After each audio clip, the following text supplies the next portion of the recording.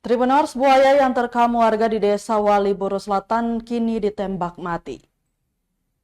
Seekor buaya yang menerkam warga hingga tewas di Kaliwai Wali, Desa Wali, Namrole, Buru Selatan ditembak aparat gabungan.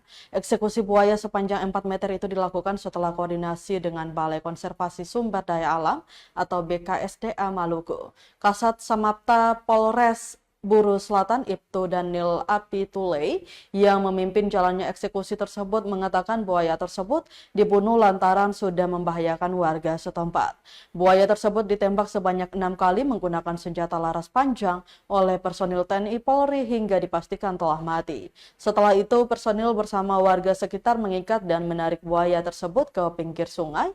Sebelumnya usai menerima laporan dari masyarakat, sekitar 20 personil gabungan dari Polres Buru Selatan dan TNI dikerahkan ke lokasi kejadian di Kaliwai Wali, Desa Wali, untuk mencari buaya yang menerkam seorang warga hingga tewas.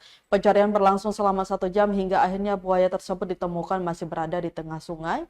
Warga Desa Wali, Kecamatan Namrole, Kabupaten Buru Selatan tewas diterkam buaya saat sedang mandi di sungai Selasa 20 Agustus 2024.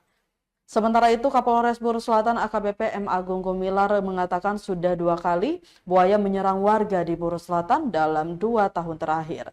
Namun ini adalah pertama kalinya korban meninggal dunia akibat serangan tersebut. Untuk mencegah kejadian serupa di masa depan, Polres Buru Selatan telah menginstruksikan seluruh personil melalui KBO, Binmas dan Polsek jajaran untuk terus memberikan himbauan kepada masyarakat. Polres Buru Selatan juga akan terus berkoordinasi dengan BKSDA Maluku dan pemerintah daerah untuk mengimplementasikan langkah-langkah pencegahan yang lebih efektif, termasuk edukasi kepada masyarakat tentang bahaya buaya dan cara menghindarinya.